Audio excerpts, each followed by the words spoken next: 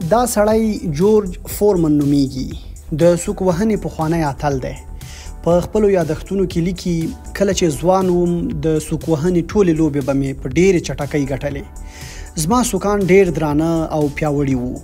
دې بریاوو زه داسې مغروره کړم چې ځان مې په ځمکه نه لیده. ما د هغه وخت خطرناک بوکسر چمپ جو فریزر ته سخته ماتې ورکړه. دته ماتې ورکول ناممکنه وه، خو ما ناممکن کار ممکن کړ او هغه مې مات کړ. زه په خورا کم وخت ډېر مشهور او شتمن شوم.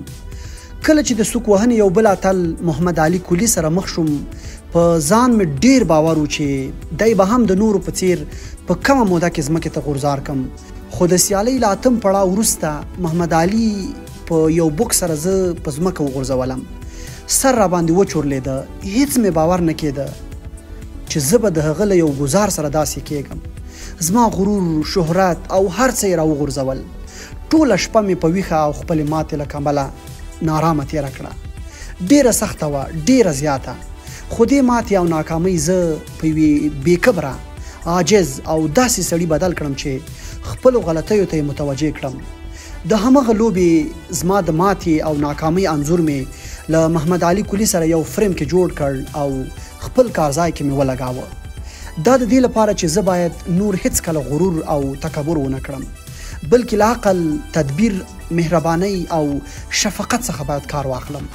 په ساعتونو مې هغه عکس ته کتل او ما پکې خپل ځان ومونده چې زه باید نور څه ډول واوسم.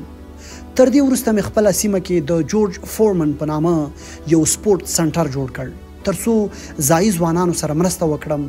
ما د غرور او بیګانه‌توب خوند څکلی و. همدې غرور زه له خپلې کورنۍ، خپلوانو او ملګرو لرې کړی وم. تر دې وروسته ما خپلې کورنۍ او ملګرو ته تل خپلو خبرو کې ویل چې هیڅ کله به غرور او لوی نه کوئ. په پای کې باید ووایم چې هو، ځینې وختونه ناکامي تاسې ته